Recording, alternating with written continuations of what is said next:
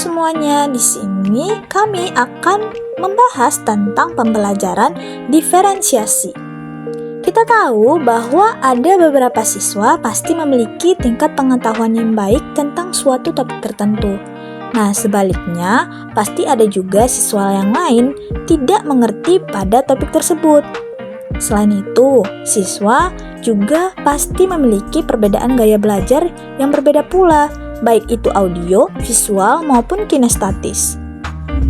Adanya perbedaan-perbedaan ini haruslah disikapi oleh setiap guru dengan cara menampilkan diferensiasi dalam pembelajaran dan berbagai pendekatan yang dapat memastikan bahwa semua materi telah disesuaikan dengan kebutuhan peserta didik yang memiliki kemampuan yang berbeda.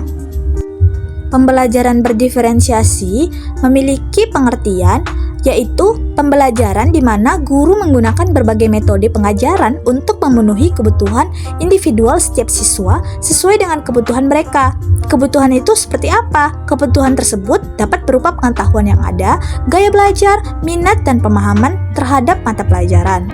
Pembelajaran berdiferensiasi ini memungkinkan setiap guru untuk bertemu dan berinteraksi dengan siswa pada tingkat yang sebanding dengan tingkat pengetahuan mereka untuk kemudian menyiapkan preferensi belajar mereka. Beberapa karakteristik dasar yang menjadi ciri khas dari pembelajaran berdiferensiasi ini. Yang pertama adalah bersifat proaktif, yaitu dengan cara merencanakan pembelajaran yang berbeda-beda untuk setiap siswanya.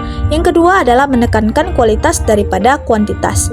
Jadi, bukan berarti siswa yang sudah menjelaskan atau mengerjakan tugasnya akan diberikan lagi tugas tambahan yang lama, tapi siswa tersebut akan diberikan tugas lain yang berbeda agar dapat menambah keterampilannya. Yang ketiga adalah berakar pada asesmen. Yang keempat, kemudian menyediakan berbagai pendekatan. Dan yang kelima adalah berorientasi pada peserta didik, yaitu dengan tugas yang diberikan kepada siswa disesuaikan dengan tingkat pengetahuan awal. Lalu yang keenam adalah campuran dari pembelajaran individual dan klasikal. Pembelajaran ini merupakan campuran dari pembelajaran individu dan klasikal. Hal ini bisa dilihat dari penerapannya di dalam kelas di mana guru memberikan kesempatan pada siswa untuk belajar bersama-sama secara klasikal, tapi bisa juga belajar secara individu. Yang ketujuh adalah bersifat hidup. Artinya adanya kolaborasi terus-menerus antara guru dengan siswa, termasuk dalam hal menyusun tujuan kelas maupun individu. 3 strategi pembelajaran diferensiasi yang dapat dilakukan, yaitu yang pertama, pembelajaran diferensiasi konten. Yang ini adalah mengacu strategi guru dalam membedakan proses pembagian dan format penyampaian konten. Yang kedua adalah pembelajaran diferensiasi proses, yaitu strategi dalam membedakan proses yang harus dipelajari setiap siswa yang memungkinkan mereka untuk berlatih dan memahami isi konten. Yang terakhir adalah pembelajaran diferensiasi produk, yaitu mengacu pada kemampuan guru dalam memodifikasi produk hasil belajar siswa, penerapan dan pengembangan hal-hal yang telah dipelajarinya. Adapun cara untuk menerapkan pembelajaran diferensiasi di kelas, yaitu yang pertama mengenali karakteristik siswa, mulai dari sifat, minat, hingga gaya belajarnya. Setelah mengetahui karakteristik siswa, guru dapat membagi mereka ke dalam beberapa kelompok berdasarkan minat atau gaya belajarnya. Langkah berikutnya adalah memilih topik pembelajaran dengan memperhatikan keberagaman siswa dalam hal motivasi, minat, dan harapan belajarnya. Yang keempat adalah memberikan siswa pilihan terkait tugas yang akan dikerjakan.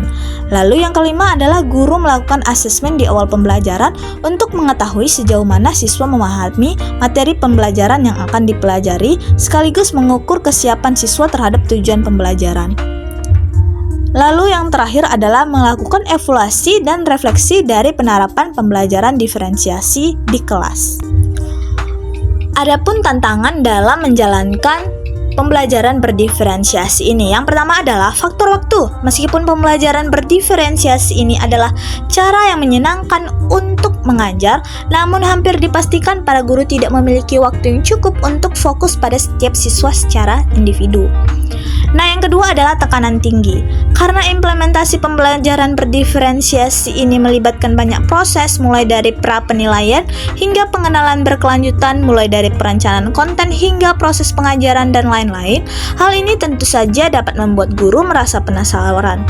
Kondisi seperti ini tidak mungkin dilakukan oleh guru dengan jumlah siswa yang begitu banyak di kelasnya. Lalu yang terakhir adalah biaya tinggi. Untuk memfasilitasi pembelajaran berdiferensiasi ini, sekolah harus memiliki akses ke berbagai sumber daya dan bahan terbuka untuk mendukung pembelajaran setiap siswanya. Jelas hal ini tentu akan membutuhkan dukungan keuangan secara berkelanjutan yang mungkin tidak dapat dipenuhi oleh banyak sekolah. Sekian dari penjelasan yang bisa kami sampaikan. Perlu diingat bahwa setiap anak itu istimewa dan unik, maka pembelajaran berdiferensiasi merupakan persyaratan bagi terlaksananya pembelajaran untuk semua. Inilah urgensinya mengapa setiap guru sudah harus menjadikan pembelajaran berdiferensiasi ini sebagai salah satu strategi untuk memenuhi kebutuhan belajar setiap siswa di kelasnya.